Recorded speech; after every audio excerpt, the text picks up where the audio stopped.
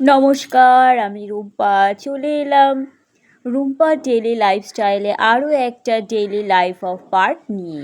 সবাই কেমন আছেন? আমি মোটামুটি ভালোই আছি। চোখে সফলতার স্বপ্ন, মনে কঠোর পরিশ্রম করার ইচ্ছা, পরিবারের সহযোগিতা আর আপনাদের ভালোবাসা নিয়ে আমার পথ চলা শুরু। আমি আরও একটা ডেইলি ভিডিও নিয়ে আপনাদের সাথে হাজির। আজকের ভিডিওতে আমি আমাদের ব্যবসার ব্যাপারে আপনাদের কাছে তুলে ধরবো, যেটা এই প্রথমবার আমি আপনাদের সামনে তুলে ধরছি আমাদের ব্যবসার ব্যাপারটা। কারণ আপনাদের কাছে তো সব কিছু তুলে ধরি, এটা কেনই বা লুকাবো, তাই না? তাই আজ একটা নতুন তথ্য নিয়ে আপনাদের সামনে আমি হাজির। প্রতিনিয়ত আমার সাথে যারা আছেন তাদের অসংখ্য ধন্যবাদ। আর যদি যোগ্য মনে করেন সাবস্ক্রাইব করে পাশে থাকবেন আর পুরো ভিডিওটা দেখার অবশ্যই অনুরোধ রইল। শুভ সকাল, শুভ রবিবার। আমি এসেছিলাম ফুল তুলতে, পুজো দেবো। এখন 9:24, পুজো দেবো বলে ফুল তুলতে এসেছিলাম। তো একটা জিনিস দেখে সত্যি আমার মন খুব ভরে গেল। এই যে আমি এই কলকে ফুল গাছটাতে, এই যে গাছটা লাগিয়েছি প্রায় 2 বছর মতো হয়ে, 2-3 বছর, মনেও নেই, 3 বছরও হতে পারে লাগিয়েছি। কিন্তু গাছটাতে কত বড় হয়ে গেছে, কিন্তু গাছটাতে ফুল ফোটে না। রোজই আফসোস করি গাছটায় ফুল ফোটে না। তো মাকেও বলি, জানো মা, গাছটাতে লাগিয়েছি, গাছটাতে ফুল ফোটে না। তো আজকে আমি দেখেও অবাক, গাছটাতে একটা ফুল হয়েছে। চলুন দেখাই আপনাদের।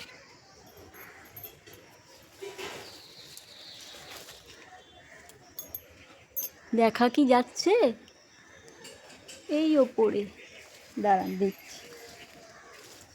একটা লাঠি নিয়ে এসছি।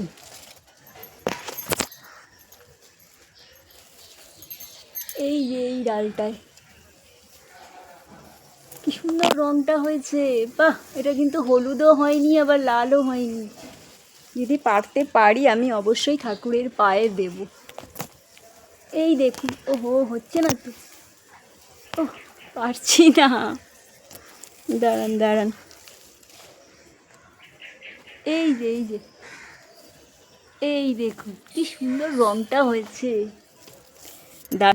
অবশ্যই সেই ফুলটা আমি পারলাম। এই দেখুন,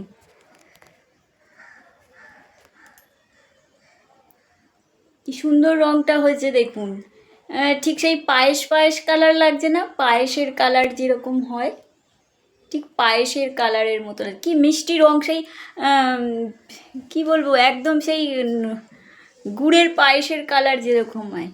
এটা কিন্তু ছিল হলদে ছিল ফুল গাছের, কিন্তু এটা বীজ ফেলে গাছটা হয়েছে।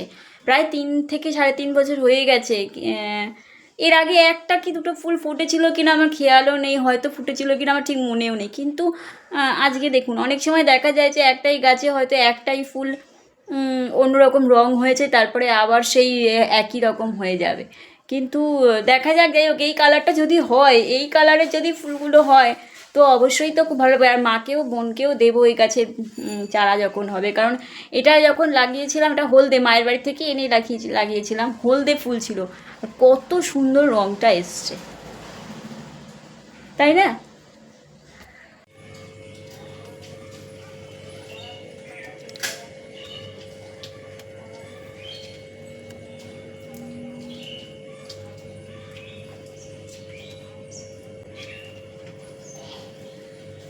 বৃষ্টি হওয়ার কারণে বেশ কিছু দুধ, দই, লস্যি বাড়িতে ফেরত আসছে।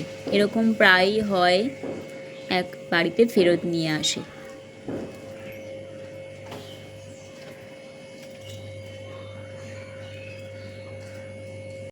আর তারপরে যখন বাড়িতে নিয়ে আসে, তো সেখান থেকে রান্নার ফাঁকে দৌড়িয়ে এসে আমাকে আবার সেগুলোকে একটা একটা করে জায়গায় রাখতে হয়।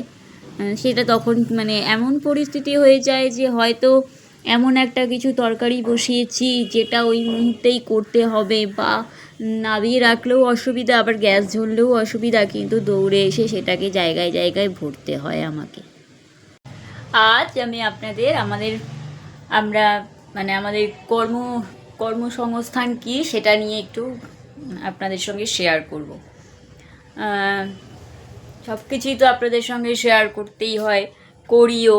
তো আজকে কর্মসংস্থানটা সেটা একটু দেখাবো। আমাদের হচ্ছে যে দুধের যে প্যাকেটগুলো হয়, যে দেখছেন দুধের প্যাকেট, এই দুধের মানে ফুটপাতে দোকান বলতে পারেন, একদমই ফুটপাতে। আমার কর্তামশাইকে রোদ জল বৃষ্টি সবেতেই এরকম ভোর 4টের সময় বেরিয়ে যেতে হয়, শীতকাল হোক বর্ষাকাল হোক। উফ কি মশা! তো তাকে এই বৃষ্টির মধ্যে বর্ষার মধ্যে যেতে হয়। কিন্তু দুঃখের বিষয় হচ্ছে এমনই একটা, যারা এই ব্যবসা করেন তারা জানেন যে দেখুন কত কাল যেহেতু বৃষ্টি হয়েছে, এই সব কটা ক্রেট 1 2 3 4 5 6 7 8 9 10 11 12 13 14, ওইখানে একটা 15, আর এইগুলো মানে এখানে এগুলো হচ্ছে লস্যি, এগুলোর মধ্যে প্যাকেটের বাটিতে যে দইগুলো হয় সেগুলো, এগুলো হচ্ছে দুধের প্যাকেট, পনির থাকে, এই সব কিছু ফুটপাতের দোকান।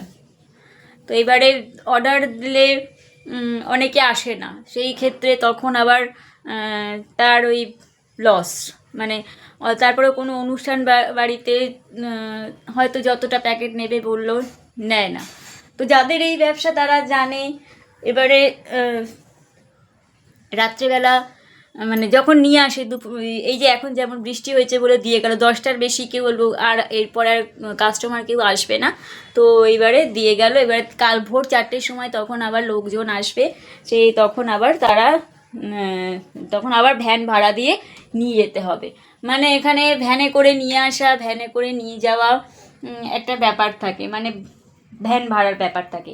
এই যে এই ফ্রিজটা কেনা হয়েছে শুধুমাত্র দুধ দই পনির এগুলো রাখবে বলে, সেখানেও লস, কারণ এত বড় ফ্রিজটা নেওয়া হয়েছে ভাড়ার জন্য, কোনো আর্নিং কিছুই নেই, শুধুই অপচয়। তারপরে ব্যবসাটা হচ্ছে পুরো ক্ষুদ্র পয়সার ব্যবসা। ধরুন এক দোকানে একজনের সঙ্গে যদি 5জন যদি কেউ আসে, কেউ হয়তো তুলে নিতেই পারে, সেক্ষেত্রে আপনি টের পাবেন না। এই যে এর মধ্যে দই আছে, এখানে দইয়ের প্যাকেট, এগুলো সব ফ্রিজে এরকম প্রত্যেক দিন ফ্রি এগুলো রাখতে হয়। আর গরমকালে, বিশেষত গরমকালে খুবই অসুবিধা, গরমে প্যাকেট কেটে যায়, লিক প্যাকেট বেরোয়, সেক্ষেত্রে কেউ মানে দোকানে নিয়ে চায়ের দোকানে 1 টাকা 2 টাকা করে দিয়ে দিতে হয়, কিন্তু কিনতে হয় সেই পুরো দামে। এইভাবে মানে তারপর আমার হাজব্যান্ডের শরীরের দিকে সে যত্ন দিতে পারে না। একজন দাদাভাইকে ভ্যানে করে পাঠিয়ে দিল, সে এখানে এসে রেখে দিল। এবার এগুলো আস্তে আস্তে আমি তুলেছি, বাকিগুলোকেও তুলবো। মানে শুধুই এখানে অপচয়, কিছুই রোজগারের সেরকম কিছু হয় না। তারপরে প্রচুর খাটনি, শুধু খাটনি। যখন তখন ফোন আসছে, যখন তখন দুধের গাড়ি আসে। এমনও হয় যে খেতে বসেছে, ভাতের থালা খাবার দেয়া হয়ে গেছে, তার দুধের ফোন আসলো, তাকে চলে যেতে হলো। এখানে শুধুমাত্রই খাটনি, শুধু আর মানে মানে পয়সায় ব্যবহার করা হয়, কিন্তু সেরকম কিছুই আর্নিং হয় না। তারপরে যতক্ষণ থাকবে প্যাকেটগুলোকে এরকম কারেন্ট পুড়িয়ে কারেন্ট চালিয়ে রাখতে হবে। রাখার ধরন আছে, এমনভাবে রাখতে হবে যাতে প্রত্যেকটা প্যাকেটের গায়ে ভালো কারেন্ট লাগে, মানে একদম বরফ হয়ে থাকে। নিয়ে যাওয়ার সময় ভ্যান ভাড়া, নিয়ে আসার সময় ভ্যান ভাড়া, মানে প্রচুর শুধু এখানে অর্থ অপচয়, সেই রকম কিছুই হয় না। আজ অবধি কোনোদিনও আমি এই ব্যবসা নিয়ে কাউকে কোনোদিনও বলিনি, এই প্রথমবার আপনাদের সামনে এই ব্যাপারটা আমি বললাম আজকে প্রথম। কারণ আপনাদের সঙ্গে সব কিছুই শেয়ার করি। ঠিক তেমনই আমিও রান্নার ফাঁকে ফাঁকেই যখন তখন বা দুধের গাড়ি আসছে, তো হঠাৎ করে আসলো, এসে প্যাকেটগুলো ভরা, ঠিক মতন না রাখা, সবসময় তো আমি ওর মতন করে রাখতেও পারি না। ও যেভাবে রাখে, যেভাবে এমনভাবে রাখতে হয় যাতে প্রত্যেকটাতেই কারেন্ট লাগে, টাইট হয়ে থাকে, সেরকমভাবে সবসময় আমি রাখতেও পারি না।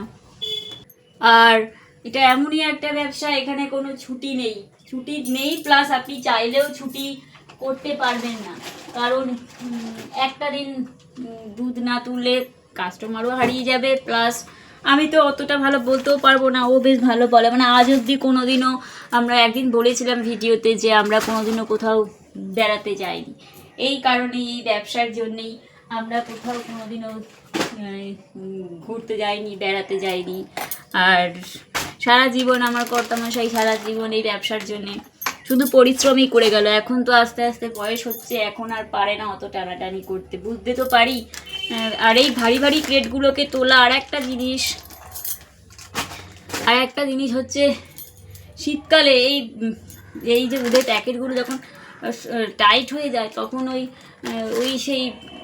ওই ঠান্ডার মধ্যে এত বরফ, এটা তো এক ধরনের বরফ, তো বরফ হয়ে যায়, সেই বরফগুলোকে সেরকমভাবে ধরা যায় না, এতটাই টাইট হয়ে যায়।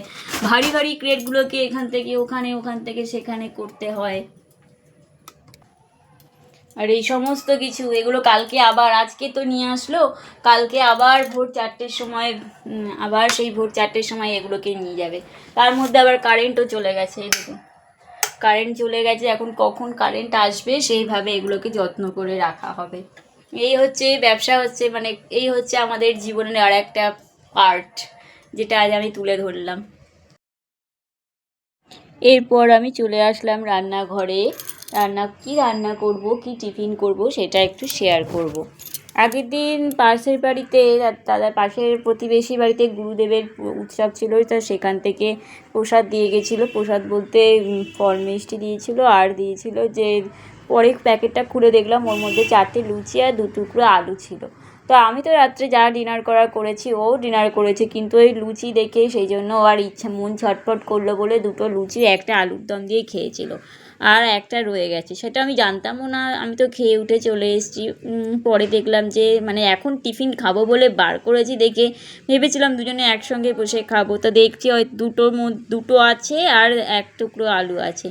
তা যা ওকে ফোন করে জিজ্ঞাসা করলাম, বললো যে হ্যাঁ, কালকে খাওয়া দাওয়া করে ঘরে এসে আমি আবার পরে শুতে দেরি হয়ে গেছিলো বলে মনে হলো আর একটু লুচিটা খেতে খুব মন চাইছিলো বলে আমি লুচি আর আলুর দমটা খেলাম।